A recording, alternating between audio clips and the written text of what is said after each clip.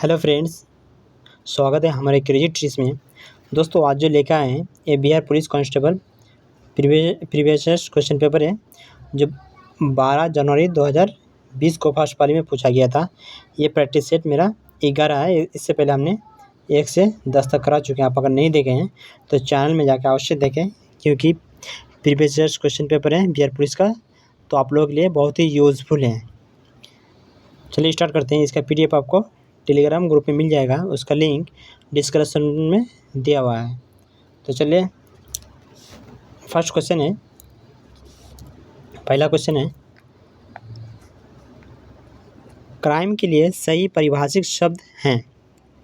Option number ए है अभियोग, सी है खून कर देना, चोरी करना, अपराध। तो इसका आंसर है ऑप्शन नंबर बी, अपराध। अगला क्वेश्चन, निम्नलिखित वाक्यों में कौन संत भक्ति के निर्गुण एवं सागुण रूप से आस्था रखते हैं? तो कौन रखते हैं? Ramanand. Option number A. Next question चलते हैं। नेक्स्ट क्वेश्चन है, निम्नलिखित शब्दों में से कौन सा शब्द क्रिया विशेषण है? आहार, सूर्योदय, धीरे धीरे, नीला। एक क्वेश्चन इससे पहले भी कई सारा सेट में रिपीट हुआ है, मैंने बना चुका हूँ। एडिटोरिया के भी सेट बनाए हैं, उसमें भी था। इसका आंसर ऑप्शन नंबर सी, धीरे धीरे। नेक्स्ट क्वेश्चन, ये सब पूछा गया जो कि पहले बिहार पुलिस का एग्जाम हुआ था, वो सब में पूछा गया है। क्वेश्चन है, translate the following sentence into Hindi. Women learn English faster than main. इसका आंसर होगा ऑप्शन नंबर डी, महिला पुरुषों की तुलना में अंग्रेजी जल्दी सीखती है। अगला क्वेश्चन चलते हैं। अगला क्वेश्चन है, choose the correct synthesis of the following two simple sentence from the option given below. Combine the two form on simple sentence. ठीक है, दो फॉर्म में दिया हुआ है, इसको एक ही फॉर्म में जोड़ना है। सेंटेंस है, this is my cousin, his name is Raj. इसका हिंदी होगा, दिस इज माई कज़न, या मेरा चचेरा भाई है, हिज नेम इज राज, इसका नाम राज है। इसको एक ही सेंटेंस में बोलना है। अगर हिंदी में अगर बोलूँ तो किस तरह होगा, या मेरा चचेरा भाई है, या मेरा चचेरा भाई राज है। अगर जोड़ देंगे तो यही होगा, या मेरा चचेरा भाई राज है। तो इसका आंसर होगा option number C, this is my cousin Raj, या मेरा चचेरा भाई राज है। नेक्स्ट क्वेश्चन चलते हैं। नेक्स्ट क्वेश्चन है, choose the correct assertive form of the following sentence from the options given below। पहले जानते हैं कि assertive क्या होता है। assertive ऐसे हुआ कि जिससे केवल हाँ या ना का बोध होता है। इस प्रकार के सेंटेंस को हम assertive सेंटेंस कहते हैं। ये जो है assertive सेंटेंस में हमेशा फुल स्टॉप होता है। assertive सेंटेंस में हमेशा क्या होता है, फुल स्टॉप होता है, जो कि हर सेंटेंस में है। ठीक है, और जो है ये अफर्मेटिव मतलब पॉजिटिव सकारात्मक, या निगेटिव नकारात्मक दोनों हो सकता है। ठीक है, तो चलिए जानते हैं। आई मे नेवर फॉरगेट यू। इसका आंसर हिंदी होगा, मैं तुम्हें कभी नहीं भूल सकता, मैं तुम्हें कभी नहीं भूल सकता। तो इसमें सिर्फ हाँ या ना से आंसर अगर देंगे, अगर हाँ बोलते हैं तो ऐसा लगता है कि आंसर मतलब अधूरा है, तो यह तो नहीं होगा। नेक्स्ट क्वेश्चन है, नेक्स्ट ऑप्शन है, आई शैल नेवर फॉरगेट यू। इसका हिंदी होगा, मैं तुम्हें नहीं भूल सकता। तो ये हाँ भी बोलेंगे तो चलेगा, ना भी बोलेंगे तो चलेगा, मतलब ये सही है, ऑप्शन नंबर बी। दूसरा ऑप्शन देखते हैं, note will I forget you, इसका हिंदी होगा मैं तुम्हें भूलूंगा नहीं, तो इसमें ये तो होगा नहीं। It's difficult to forget you, इसका हिंदी होगा तुम्हें भूलना मुश्किल है, तो ये भी नहीं होगा, इसका आंसर होगा ऑप्शन नंबर बी। अगला क्वेश्चन चलते हैं। अगला क्वेश्चन है, form a new word form the following word by using an appropriate prefix out of the prefixes given below। ठीक है, पहले जानते हैं कि प्रीफिक्स होता क्या चीज़ है। ठीक है, उसके बाद जानेंगे एबिलिटी दिया हुआ है, इनमें से कौन सा प्रीफिक्स यूज़ करेंगे जिसकी उसका मीनिंग चेंज हो जाएगा। ठीक है, तो पहले जानते हैं प्रीफिक्स होता क्या है। मैं बोल रहा हूँ, आप इसको गौर से सुनिएगा। कुछ ऐसे अक्षरों के समूह जिसमें किसी शब्द में मिला देने से कुछ नए अर्थ पैदा हो जाता है। ठीक है, ये तो प्रीफिक्स और सफिक्स का ये हो गया। ठीक है, तो अब प्रीफिक्स का जो मेन ये होता है, और जब किसी शब्द के पहले आते हैं तो प्रीफिक्स कहलाते हैं। मान लीजिए कि इन है या अन है, माल है, वित है, कोई भी शब्द वर्ड के पहले अगर उसको लगा के जोड़ते हैं तो उसका मीनिंग बदल जाता है, उससे क्या कहते हैं, प्रीफिक्स कहते हैं। और अंत में अगर जोड़ते हैं तो उसको क्या कहते हैं, सफिक्स कहते हैं। क्या कहते हैं,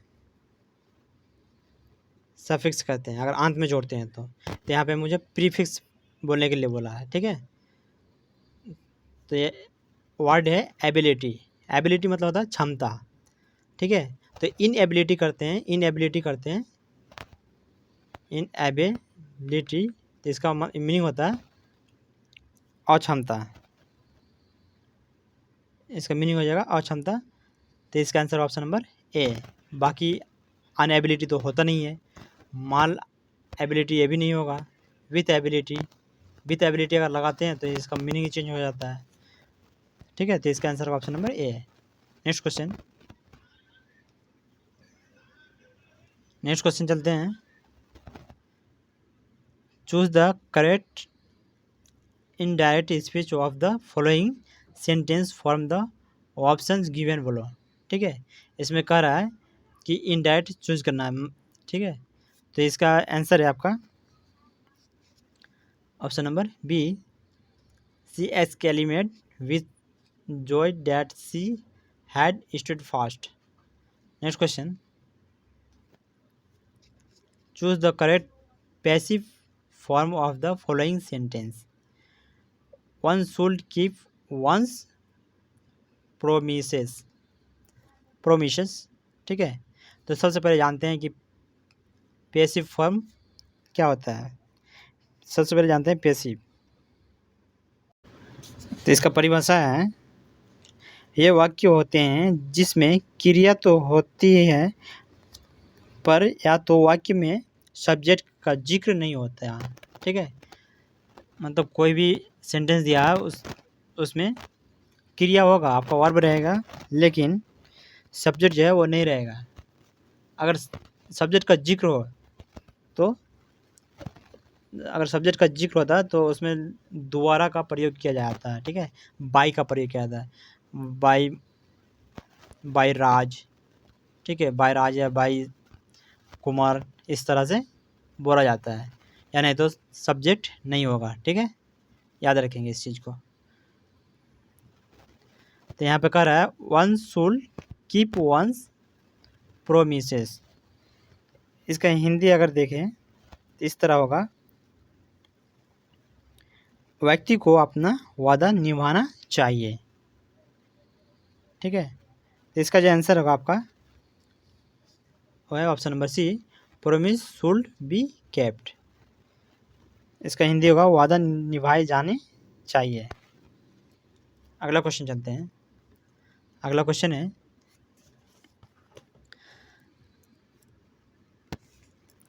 चाचा संज्ञा से विशेषण शब्द बनेगा। चाचा शब्द से विशेषण शब्द कौन सा बनेगा? तो इसका आंसर है आपका ऑप्शन नंबर सी, चाचेरा। अगला क्वेश्चन चलते हैं। अगला क्वेश्चन है, निम्नलिखित में से कौन से कवि छायावादी युग के हैं? निम्नलिखित में से कौन से कवि छाया युग के हैं? इसका आंसर है Suryakant Tripathi Nirala, option number D. Next question है, निम्नलिखित में से कौन कर्मवाच्य वाक्य का चयन कीजिए? निम्नलिखित में से कार्यवाच्य वाक्य का चयन कीजिए। इसका जो आंसर है आपका ऑप्शन नंबर बी, ईश्वर द्वारा हमारी रक्षा की जाती है। नेक्स्ट क्वेश्चन है, since the keys are with my mother I dash you money. इनका जो आंसर है option number A, can not lend. Next question, choose the correct option. Formal registers are often used to correct a tone of object. इसका जो answer है आपका option number B. Next question चलते हैं। Next question है, निम्नलिखित में से कौन सी रचना विष्णु प्रभाकर जी की नहीं है? इनमें से कौन सी रचना विष्णु प्रभाकर जी की नहीं है? आवारा मसीहा, ये तो है। अर्ध नारीश्वर, ये भी है। बादलों के पार, ये नहीं है।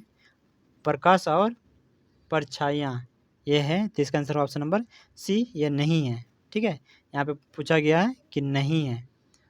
अगला क्वेश्चन चलते हैं। अगला क्वेश्चन है, चंद्रधार शर्मा गुलेरी की कहानी उसने कहा था कि नायक का नाम क्या था? इनका आंसर है option number B, Lahna Singh. Next question, निम्नलिखित में अनेकर्थ शब्द क्या हैं? निम्नलिखित में अनेकर्थ शब्द क्या हैं? काल, निशा, वैधि, अवधि। ये आप कमेंट में ज़रूर बताएं। ठीक है, नेक्स्ट क्वेश्चन चलते हैं। नेक्स्ट क्वेश्चन है, choose the correct option for the underline phrase और form of the world given बोलो। ठीक है, इसका आपको वर्ड बताना है, तो इसका आंसर होगा option number A. Next question चलते हैं, कंप्लीटली। अगला क्वेश्चन है, fill in the blanks with appropriate answer. Sohan says that it is brother to dash in the present. इसका आंसर होगा leave, option number D. Next question, देवासुर में कौन सा समास है? देवासुर, ठीक है, इसमें कौन सा समास है? तो द्वंद्व समास, ऑप्शन नंबर बी। ये जो है ना समास वाला है, हर सेट में रहता ही है, तो एक बार आप हिंदी व्याकरण से पढ़ लीजिएगा। नेक्स्ट क्वेश्चन, कौटिल्य के अर्थशास्त्र के अनुसार निम्नलिखित में से कौन राज्य के करों की वसूली के लिए जिम्मेदार था? इनका आंसर है समाहर्ता, ऑप्शन नंबर ए, समाहर्ता। अगला क्वेश्चन, निम्नलिखित में से किसका सही मेल नहीं है? ठीक है, सही मेल नहीं है। तो चलिए देखते हैं, औद्योगिक क्षेत्र और देश। ओसाका जापान सही है। लंकाशायर ब्रिटेन, ये भी सही है। सेलम भारत। बर्मिंघम फ्रांस, ये सही नहीं है, बाकी सब सही है। नेक्स्ट क्वेश्चन चलते हैं। नेक्स्ट क्वेश्चन है, सत्यशोधक समाज की स्थापना हुई थी। सत्यशोधक की समाज की स्थापना कब हुई थी? तो 1773 ईस्वी में हुई थी। नेक्स्ट क्वेश्चन चलते हैं। अगला क्वेश्चन है, संविधान में किस अनुच्छेद में धन विधेयक को परिभाषित किया गया है? तो धन विधेयक को जो परिभाषित किया गया है आर्टिकल 110 के 1 में है, ऑप्शन नंबर बी, 110 के 1 में। नेक्स्ट क्वेश्चन चलते हैं, इकाई संतुलित बजट गुणक का तात्पर्य यह है कि करों में रुपये की वृद्धि से आय। इनका जो आंसर है वह 1 रुपये से बढ़ेगी, option number C. Next question, निम्नलिखित में से कौन सा युग्म गलत सुमेलित है? ठीक है, आप मिला लीजिएगा, मैं इसका आंसर बता देता हूँ। इसका आंसर है ऑप्शन नंबर सी, बाकी सब सही है। नेक्स्ट क्वेश्चन, स्वामी दयानंद के विचार जिस पुस्तक में प्रकाशित हैं उसका नाम है, इसका आंसर है option number D, Satyarth Prakash. मैं थोड़ा स्पीड में कराऊंगा, आप वीडियो को पॉज करके आंसर दे सकते हैं। अगला क्वेश्चन है, 2001 से 11 के दशक में भारत के निम्नलिखित राज्यों में से किस में सर्वाधिक जनसंख्या वृद्धि दर है? इनका जो आंसर है आपका ऑप्शन नंबर सी, मेघालय। अगला क्वेश्चन चलते हैं। अगला क्वेश्चन है, जनगणना 2011 के अंतिम आंकड़ों के अनुसार बिहार में वह जिला जहां वर्ष 2001 से 11 की अवधि में सर्वाधिक दशक की जनसंख्या वृद्धि दर अंकित की गई, वह है कौन सा जिला है? वह है मधेपुरा, 30.65%, ऑप्शन नंबर ए। अगला क्वेश्चन, पहले यूरोपियन ने भारत के समुद्री मार्ग अटलांटिक महासागर से की खोज की थी? तो इसका आंसर है Vasco da Gama, option number C. अगला क्वेश्चन चलते हैं। अगला क्वेश्चन है, साधनों के पारिश्रमिक का निर्धारण किया जाता है? इनका आंसर है वितरण के सीमांत उत्पादकता सिद्धांत, ऑप्शन नंबर ए। अगला क्वेश्चन चलते हैं। अगला क्वेश्चन है हमारे, पूर्ण रोजगार पद्धति है तो प्रभावपूर्ण मांग की कमी को किस उपाय द्वारा दूर किया जा सकता है? वह है सरकारी वाइज में वृद्धि, सही है। कार में वृद्धि, ये भी सही है।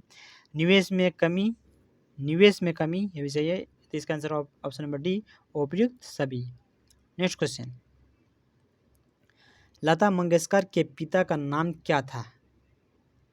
इनका जो आंसर है option number B, Dinanath Mangeshkar. Next question चलते हैं। भारत के उपराष्ट्रपति के निर्वाचन मंडल में शामिल हैं?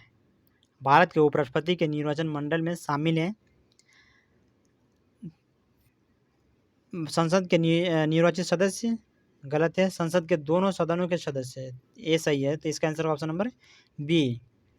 अगला क्वेश्चन चलते हैं। भारतीय संविधान के 7वीं अनुसूची में आते हैं संघ सूची, राज्य सूची, समवर्ती सूची। इसका आंसर उपयुक्त सभी। 7वीं अनुसूची में ये सभी आते हैं।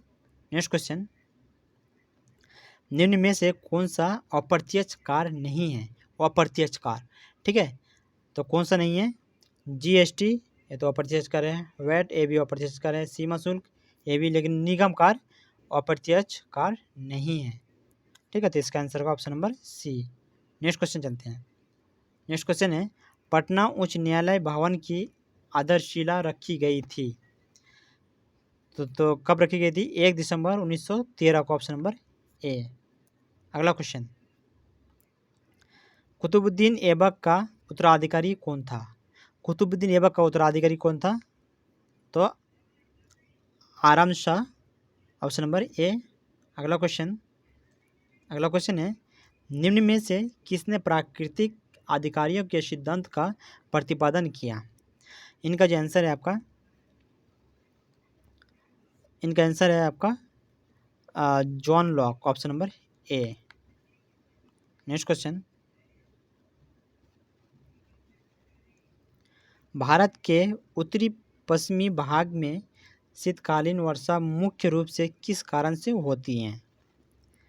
तो किस कारण से होती हैं? पश्चिमी विक्षोभ, ऑप्शन नंबर ए सही है, ठीक है। नेक्स्ट क्वेश्चन चलते हैं। नेक्स्ट क्वेश्चन है, फूलों के संवर्धन के विज्ञान को कहते हैं? इनका आंसर है ऑप्शन नंबर सी, फ्लोरिकल्चर। फूलों के संवर्धन मतलब अध्ययन के विज्ञान को कहते हैं। नेक्स्ट क्वेश्चन चलते हैं। अगला क्वेश्चन है, निम्न में से कौन नकारात्मक स्वतंत्रता के प्रतिपादक थे? नकारात्मक, ठीक है। इनका जो आंसर है वो है Berlin, option number C, Berlin. Next question, England में किस वर्ष में ग्लोरियस रेवोल्यूशन हुई थी? इसको एक और नाम से जाना था, गैरवशाली क्रांति। तो कब हुई थी? ये हुआ था 1688 ईस्वी में, ऑप्शन नंबर सी, 1688 ईस्वी में।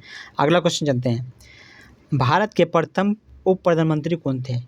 उप प्रधानमंत्री, ठीक है, तो कौन थे? सरदार वल्लभ भाई पटेल। आप कमेंट में लिख कर बताएं कि अभी उप प्रधानमंत्री की पद है या नहीं है, ठीक है। बहुत इंपॉर्टेंट क्वेश्चन है ये, अभी है या नहीं है, आप कमेंट में लिख कर जरूर बताएं। नीचे लिखे अक्षांशों में से भारत की मुख्य भूमि का अक्षांश है, भारत की मुख्य भूमि का अक्षांश है। इनका जो आंसर है वो है ऑप्शन नंबर ए, 8 डिग्री 4 मिनट और 47 डिग्री 3 मिनट। अगला क्वेश्चन चलते हैं, अगला क्वेश्चन है, मेहरुन्निसा परवेज को निम्नलिखित में से किस सम्मान से सम्मानित किया गया? तो इसका आंसर है Padma Shri, option number C, Padma Shri. Next question, निम्न में से कौन एक प्राथमिक उपभोक्ता है? पादप, हिरण, जीवाणु, शेर। इनका आंसर है ऑप्शन नंबर बी, हिरण, ठीक है। उपभोक्ता क्या रहा कि प्राथमिक उपभोक्ता, तो कौन है? हिरण। अगला क्वेश्चन चलते हैं, अगला क्वेश्चन है, निम्नलिखित में से कौन सी गैस धरातल पर तापमान की वृद्धि के लिए मुख्य रूप से उत्तरदायी है? इनका जो आंसर है आपका option number B, carbon hydroxide. अगला क्वेश्चन चलते हैं, अगला क्वेश्चन है हमारे, भारतीय स्वतंत्रता अधिनियम कब पारित हुआ था? भारतीय स्वतंत्रता अधिनियम कब पारित हुआ था? तो 18 जुलाई 1947 को पारित हुआ था, 18 जुलाई 1947। अगला क्वेश्चन चलते हैं, अगला क्वेश्चन है, लोकसभा का अध्यक्ष अपना त्यागपत्र घोषित करता है, लोकसभा अध्यक्ष अपना त्यागपत्र घोषित करता है भारत के मुख्य न्यायाधीश को, प्रधानमंत्री को, लोकसभा के उपाध्यक्ष को, राष्ट्रपति को। इसका आंसर है आपका लोकसभा के उपाध्यक्ष को देता है, ठीक है। नेक्स्ट क्वेश्चन चलते हैं, अगला क्वेश्चन है, राज्य निर्वाचन आयुक्त को हटाया जा सकता है ना? राज्य निर्वाचन आयुक्त को हटाया जा सकता है राज्य के राज्यपाल द्वारा, राज्य विधानसभा द्वारा, मुख्यमंत्री के एक आदेश जारी करने के माध्यम से, उच्च न्यायालय के न्यायाधीश को हटाने की प्रक्रिया के समान। तो इसका आंसर है ऑप्शन नंबर डी, उच्च न्यायालय के न्यायाधीशों को हटाने की प्रक्रिया के समान। नेक्स्ट क्वेश्चन चलते हैं, अगला क्वेश्चन है, यूरोपीय के विकास प्रथम वैज्ञानिक ने खोज की पृथ्वी सूर्य का चक्कर लगाती है। इनका आंसर है कॉपरनिकस। किसने किया था? कॉपरनिकस, ऑप्शन नंबर ए। अगला क्वेश्चन है, दक्षिणी गोलार्ध में व्यापारिक पावनों की बहने की दिशा है। दक्षिणी गोलार्ध में व्यापारिक पावनों की बहने की दिशा क्या है? इनका जो आंसर है दक्षिण पूर्व, ऑप्शन नंबर डी, दक्षिणी पूर्व। नेक्स्ट क्वेश्चन चलते हैं, नेक्स्ट क्वेश्चन है, निम्नलिखित में से कौन से जिले में सिंदूर फैक्ट्री स्थित है? सिंदूर फैक्ट्री स्थित है, कौन से जिले में स्थित है? इनका जो आंसर है आपका ऑप्शन नंबर डी, लाखीसराय। लाखीसराय कहाँ पे है? आप कमेंट में जरूर बताएं लाखीसराय कहाँ पे है। नेक्स्ट क्वेश्चन, फ्रांस में पेरिस कम्यून की स्थापना कब हुई थी? फ्रांस में पेरिस कम्यून की स्थापना कब हुई थी? तो ये कब हुआ था? ये हुआ था 1871 ईस्वी में, 1871, option number C. Next question है, गांधी सागर बांध निम्न में से किसका हिस्सा है? इम्पोर्टेंट क्वेश्चन है, गांधी सागर बांध निम्न में से किसका हिस्सा है? चंबल परियोजना, कोसी परियोजना, दामोदर घाटी परियोजना, भाखड़ा नांगल परियोजना। इसका आंसर है ऑप्शन नंबर ए चंबल परियोजना, ठीक है, ऑप्शन नंबर ए। अगला क्वेश्चन चलते हैं। अगला क्वेश्चन है वर्ष 2011 की जनगणना के अनुसार भारत के लिंगानुपात हैं कितने? 2011 की जनगणना के अनुसार इनका जो आंसर है ऑप्शन नंबर ए 943। अगला क्वेश्चन चलते हैं। अगला क्वेश्चन है हमारे भारत के रत्न मंदिरों के निर्माता थे तो कौन थे? Pallava, option number C Pallava. International nurse day मनाया जाता है, कब मनाया जाता है? इंटरनेशनल नर्स डे कब मनाया जाता है? तो 12 मई को मनाया जाता है, 12 मई, ऑप्शन नंबर डी। अगला क्वेश्चन, मंत्रिपरिषद लोकसभा के प्रति सामूहिक रूप से उत्तरदायी होगी या वार्न है? मंत्रिपरिषद लोकसभा के प्रति उत्तरदायी होगी तो किस आर्टिकल में है? यह जो है आपका अनुच्छेद 75 के 3 में है, ऑप्शन नंबर सी 75 के 3 में है। और लोकसभा की चर्चा किस में है और राज्यसभा की चर्चा किस में है? ठीक है, लोकसभा की चर्चा 81 में और राज्यसभा की 80 में है, ठीक है। और संसद की जो चर्चा है वो 75 में है, संसद की चर्चा 75 में है। नेक्स्ट क्वेश्चन चलते हैं।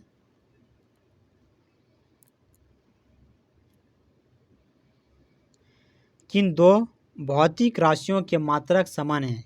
किन दो भौतिक राशियों के मात्रक समान है? इनका आंसर है आपका वेग एवं चाल, option number C. Next question चलते हैं। अगला क्वेश्चन है एक समान गति वाले वेग समय आलेख का ढाल होता है, इनका जो आंसर है 0, option number A. Next question, मानवों में ध्वनि उत्पन्न होती हैं, इनका आंसर है ऑप्शन नंबर बी कंठ द्वारा, ऑप्शन नंबर बी। मानव में ध्वनि जो उत्पन्न होता है वो कहाँ से होता है? कंठ द्वारा होता है। अगला क्वेश्चन, CO2 में कार्बन की संक्रमण वायस्ता क्या होती है? किसमें बोला गया? CO2 में। तो क्या होती है? इनका जो होता है SP होता है, मतलब ऑप्शन नंबर ए।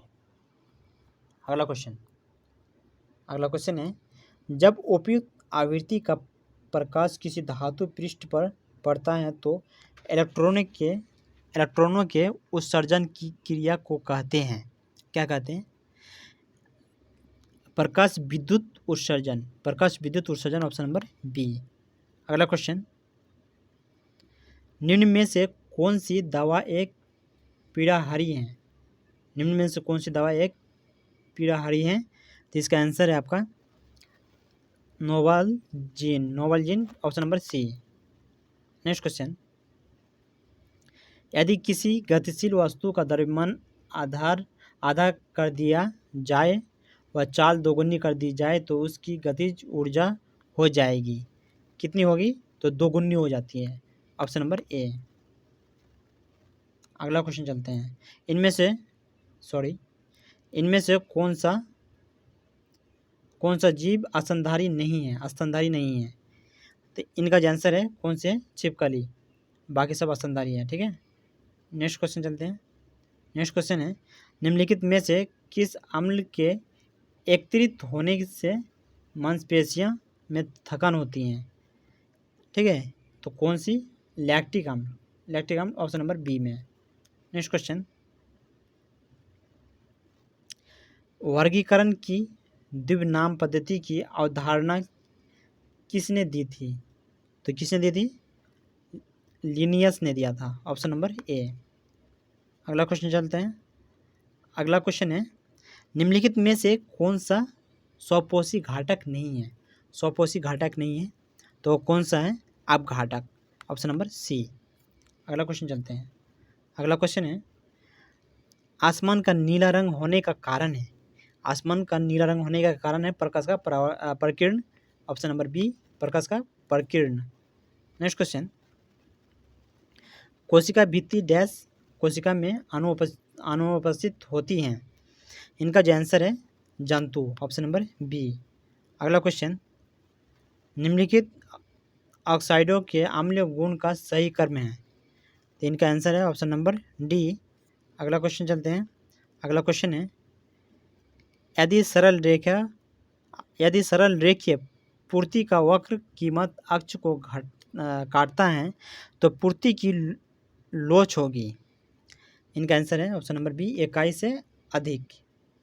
अगला क्वेश्चन, बोर की परिकल्पना अनुसार n में स्थिर कक्षा का कोणीय संवेग होता है तो कितना होता है? ये होता है n h बटे 2 पाई, ऑप्शन नंबर बी। अगला क्वेश्चन चलते हैं। अगला क्वेश्चन है, रसायन विज्ञान का जनक कौन है? तो इनका आंसर है Antoine Lavoisier, option number D. अगला क्वेश्चन चलते हैं। अगला क्वेश्चन है, जलीय विलयन में क्षार धातुओं की अपचायक का सही क्रम है। इनका आंसर है option number A. Next question, रक्त का थक्का जमने के लिए आवश्यक विटामिन है। रक्त का थक्का जमने के लिए आवश्यक विटामिन है और कौन सी है? तो vitamin K, option number C. Next question है, निम्नलिखित में से कौन सा विद्युत का कुचालक है? तो इनमें से कौन सा विद्युत का कुचालक है? Plastic, option number C. Next question है, केंद्र प्रवृत्ति का सर्वाधिक लोकप्रिय एवं सर्वाधिक प्रयुक्त माप है। इनका आंसर है आपका माध्य, option number A. Next question, भारी जल का अनुभार कितना है? तो वह है 20, ऑप्शन नंबर ए। अगला क्वेश्चन, कोशिका सिद्धांत की अवधारणा प्रस्तुत करने वाले वैज्ञानिक हैं। किसकी? कोशिका सिद्धांत की अवधारणा प्रस्तुत करने वाले वैज्ञानिक कौन है? तो वो है आपका ऑप्शन नंबर सी, सलाइडेड और सवान। प्राकृतिक बहुलक का उदाहरण है। इसका आंसर है आपका starch, option number C. Next question चलते हैं। अगला क्वेश्चन है, एड्स एक डैश जनित रोग है। इनका जो आंसर है आपका विषाणु, ऑप्शन नंबर सी। रासायनिक परिवर्तन KClO2 ICI में क्लोरीन का ऑक्सीजन अंक 6 बढ़ जाता है, 6 घट जाता है, 4 घटता है, 4 बढ़ता है। इनका जो आंसर है आपका 4 बढ़ जाता है, ऑप्शन नंबर डी। अगला क्वेश्चन है, यदि किसी वस्तु का वेग दोगुना कर दिया जाए तो उसकी गतिज ऊर्जा होगी। किसी वस्तु का वेग अगर दोगुना कर दूं तो उसकी जो गतिज ऊर्जा क्या होगी? तो 4 गुनी हो जाएगी, ऑप्शन नंबर बी। कितना होगा? 4 गुना हो जाएगा। अगला क्वेश्चन है, निम्नलिखित में से कौन सा अकोशिकीय जीव है? इनमें से कौन सा अकोशिकीय जीव है? जीवाणु, विषाणु, कवक, शैवाल। इसका जो आंसर है आपका विषाणु, ऑप्शन नंबर बी। अगला क्वेश्चन है, मोमबत्ती का जलना निम्न में से किस परिवर्तन का उदाहरण है? मोमबत्ती का जलना निम्न में से किस परिवर्तन का उदाहरण है? तो इसका आंसर है आपका भौतिक व रासायनिक परिवर्तन, option number C. Next question है, किस विटामिन का रासायनिक नाम साइनोकोबालामिन है? तो इसका जो आंसर है आपका option number D, vitamin B12। इसका रासायनिक नाम क्या है? साइनोकोबालामिन। अगला क्वेश्चन चलते हैं आपका। अगला क्वेश्चन है, एक दीवार घड़ी का अंकित मूल्य क्या होगा यदि उसका क्रय मूल्य 380 रुपये है एवं 5% छूट देने के बाद 25% लाभ हो? ठीक है, इसको सॉल्व करते हैं। अंकित इसका ये होता है अंकित मूल्य बटे क्रय मूल्य, ठीक है। अब मान लेते हैं कि मेरा जो अंकित मूल्य है 100 है, प्लस कितने की लाभ बोला गया है, लाभ बोला गया है मुझे 25 की, तो 25 का लाभ बट्टे क्रय मूल्य 100 माइनस 5% की छूट 5, ठीक है।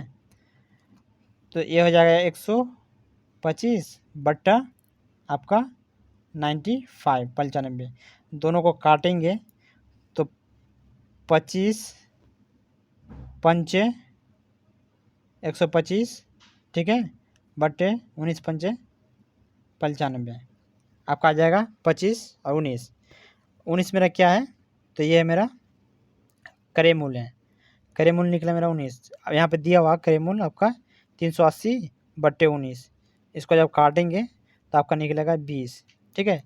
मेरा कितना निकला 20, ठीक, 20 निकला।